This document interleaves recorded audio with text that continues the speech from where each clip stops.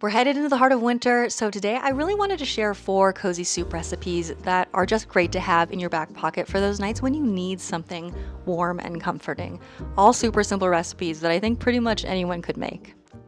First up is a super cozy classic. We are making loaded baked potato soup. If you're a baked potato lover, just imagine all of that goodness but in extra cozy soup form. We've got creamy potatoes, smoky bacon, and melty cheese in every single bite. And the best part is it's surprisingly easy to make. Grab a nice heavy pot or a Dutch oven, and in some non-dairy butter, we're gonna saute onions, celery, garlic, and carrots. Once the onions are translucent, we're gonna melt in 2 more tablespoons of vegan butter and then sprinkle over some flour.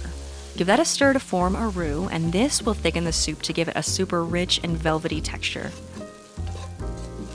Keep stirring and let the roux cook for just about 1 or 2 minutes before adding in your veggie broth. Make sure to whisk to break up any clumps of the roux, and add in a few tablespoons of nutritional yeast for a cheesy flavor, and finally your potatoes, about 3 pounds peeled and cubed. I'm using russet potatoes, which are the same kind I like to use for actual baked potatoes. Russets tend to break down more easily, and they have a higher starch content, which helps to thicken the soup naturally and give you that fluffy baked potato texture. Waxier potatoes like Yukon Golds tend to hold their shape better, so they don't give you the same creamy result.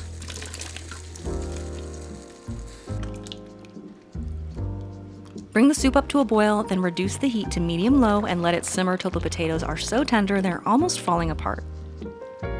Now for a creamy finish, stir in your favorite unsweetened plant milk, preferably something creamy like oat milk or homemade cashew milk. Then stir in a big squeeze of fresh lemon juice. Most soups can benefit from a dose of acidity at the end to round out all the flavors, and this one is no different.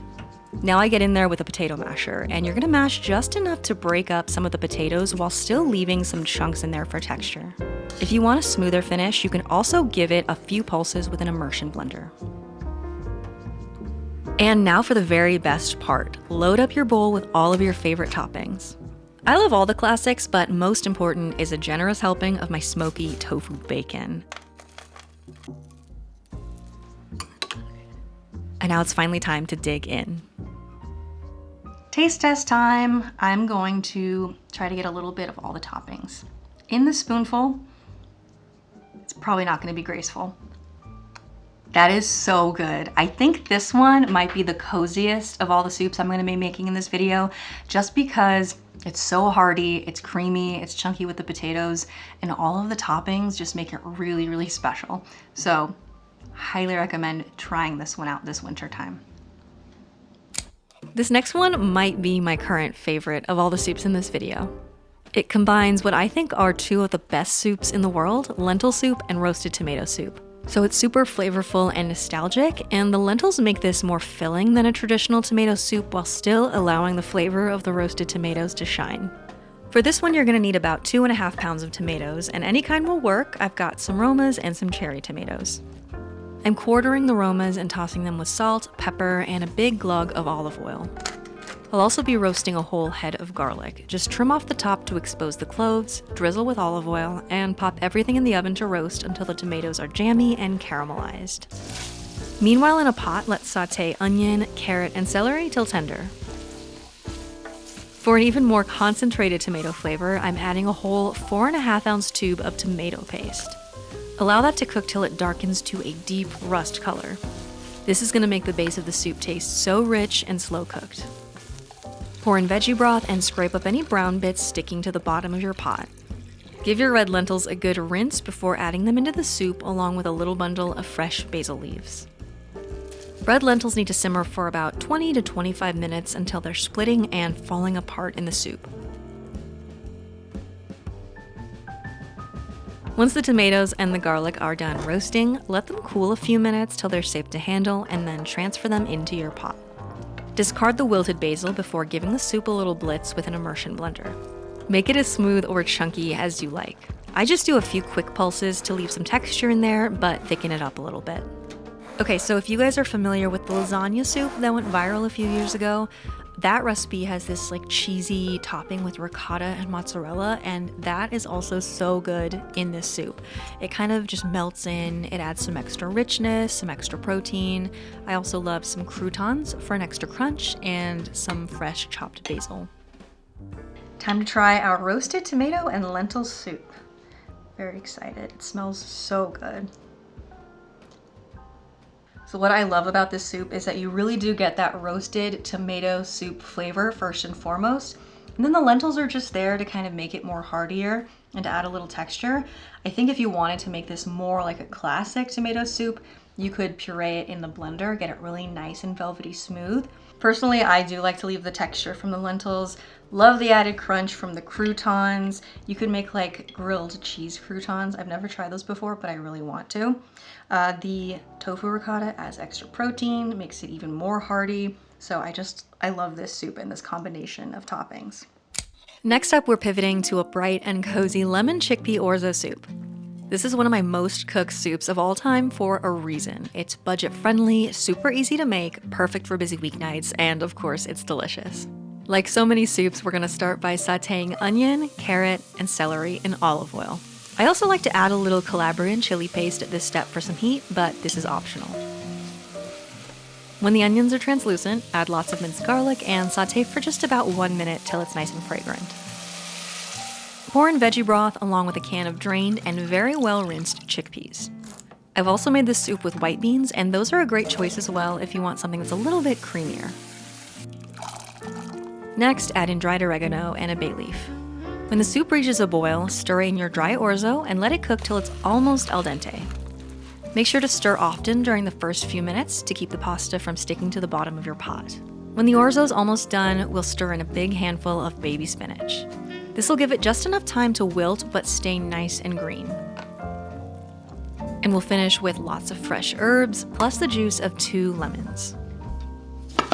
You can also add a teaspoon of lemon zest if you're a fan. My brain tends to associate lemon zest with desserts for some reason, so I skip it. As an optional finishing touch, you can add some tahini for a little extra body and richness.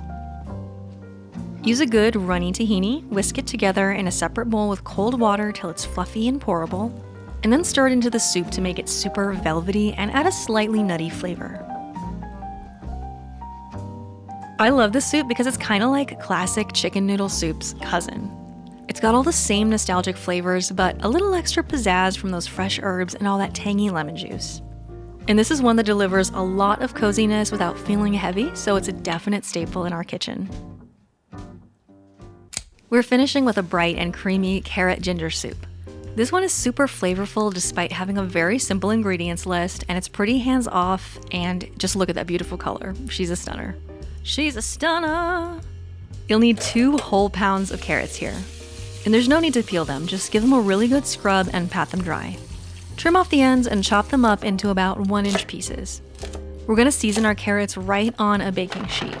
Drizzle with olive oil and add a big pinch of salt and plenty of fresh cracked black pepper.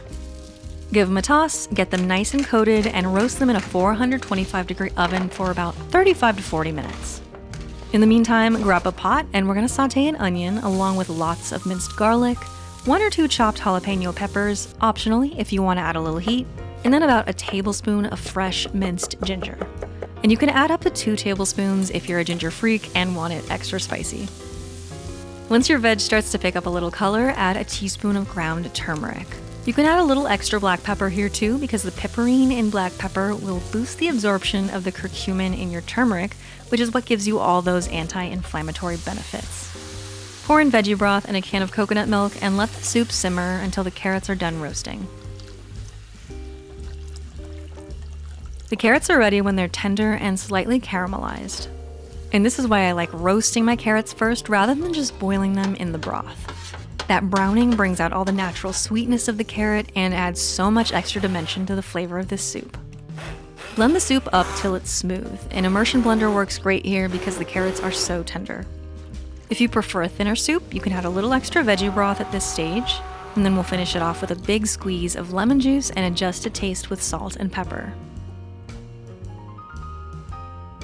When it comes to pureed soups, I always recommend a crunchy or chewy topping like croutons, roasted chickpeas, or toasted nuts. I also love to top this one with plenty of fresh cilantro, an extra drizzle of cream, and a swirl of chili oil. So that wraps up today's Cozy Soups. Thank you so much for watching. If you're still in the mood for more, I'm going to link some soup videos I've done in previous winters down below.